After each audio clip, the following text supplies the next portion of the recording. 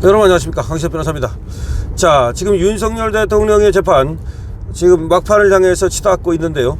홍장원 메모, 이게 하나의 또 핵심적인 스모킹 건이 되고 있습니다. 홍장원 메모 받아 쓴 보좌관이 도대체 누구냐?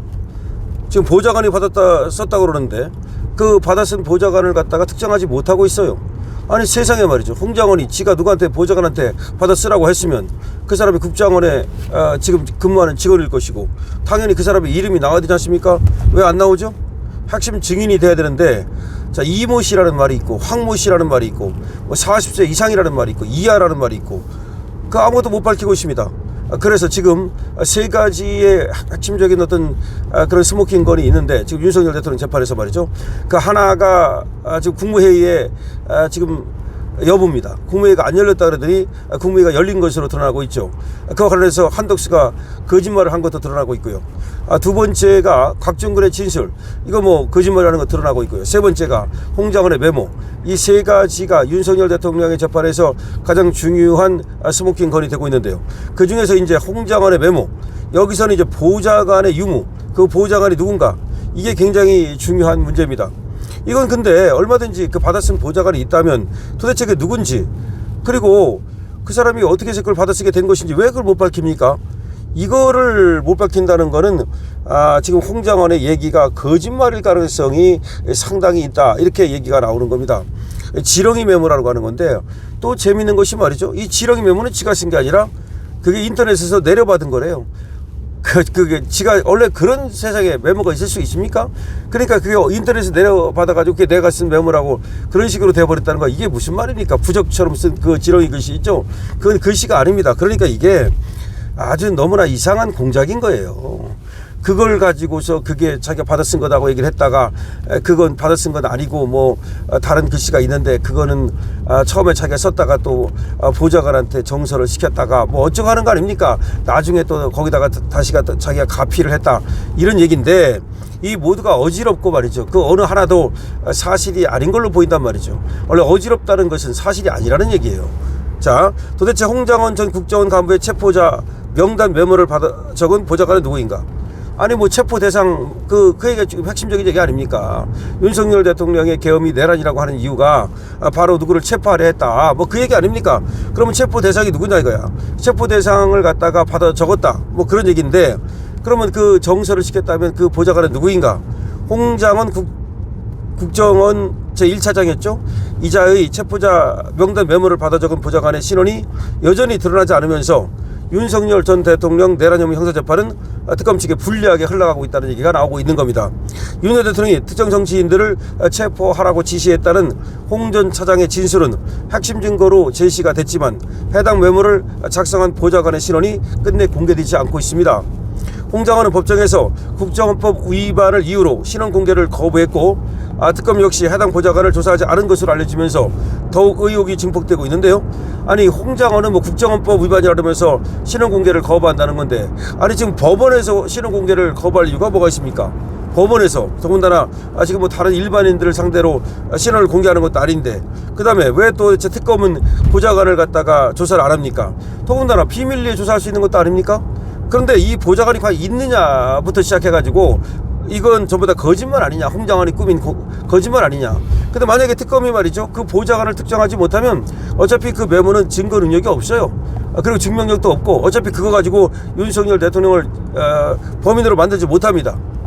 윤 전 대통령 측의 변호인단은 해당 보좌관이 이모 씨 또는 황모 씨로 범위를 좁혀 홍 전 차장에게 물었지만 홍 전 차장은 답변을 거부했습니다. 또한 이 보좌관에 대한 자료를 검찰 측에 요청했으나 특검 역시 해당 보좌관에 대한 조사를 하지 않은 것으로 드러나고 있습니다. 특검이 핵심 증인에 대한 조사를 누락한 것은 매우 이례적이라는 얘기죠. 홍 전 차장의 증언 거부로 해당 보좌관에 대한 신원이 특정되지 않자 쥐규현 판사는 증인의 신원이 파악되지 않는 것은 변호인 측에 유리할 수 있다는 취지로 발언하기도 했습니다. 당연한 거죠. 뭐 이게 누가 썼는지도 모르는데 그게 어떻게 증거가 됩니까? 자, 첫 번째 홍장원 보좌관이 썼다는 것부터 시작해 봅시다. 그게 사실인가 말이죠. 의혹이 증폭되고 있기 때문이죠. 정치인 체포조 논란은 홍장원 전 국정원 간부의 지시에 따라서 보좌관이 작성한 메모에서 비롯됩니다. 그러나 이 핵심 증인은 끝내 신원이 공개되지 않았고 검찰과 특검 모두 불러 조사하지 않았다는 겁니다. 사건의 실체를 밝히시는 인물이 있음에도 법정에서는 홍 전 차장의 신원 공개를 거부하면서 논란을 키우고 있는 겁니다. 두 번째, 홍장원의 진술 번복입니다. 메모 신빙성이 흔들리고 있습니다. 홍 전 차장은 처음에는 공터에서 하얀 메모지에 작성했다고 진술을 했습니다. 이후 집무실에서 노란 포스트잇에 썼다고 말을 바꿨습니다. 그러나 CCTV 공개 결과 실제 장소는 실외였고 측은 헌재에서는 해당 포스트잇 이미지를 인터넷에서 다운받았다고 밝히면서 메모의 신빙성이 더 흔들리고 있는 겁니다. 장소, 종이, 작성 경위가 계속 바뀌면서 진술의 신뢰성이 크게 약화된 상황입니다. 그러니까 홍장원이 얘기하는 진술이 모두 앞뒤가 안 맞는다는 말입니다. 그 다음에 가필 의혹, 이게 문제가 겁니다. 또 가필했다는 의혹이 있는데 12월 4일 오후 국정원장과 갈등을 겪던 홍장원은 경질통보 직전 보좌관에게 기억나는 대로 다시 쓰라고 지시했다. 보좌관은 파란색 글씨로 이름만 적었으나 이후 검정색 글씨가 추가되면서 정치인 체포조 명단으로 둔갑하게 됩니다. 누가 언제 왜 글씨를 덧붙였는지 여전히 밝혀지지 않고 있습니다.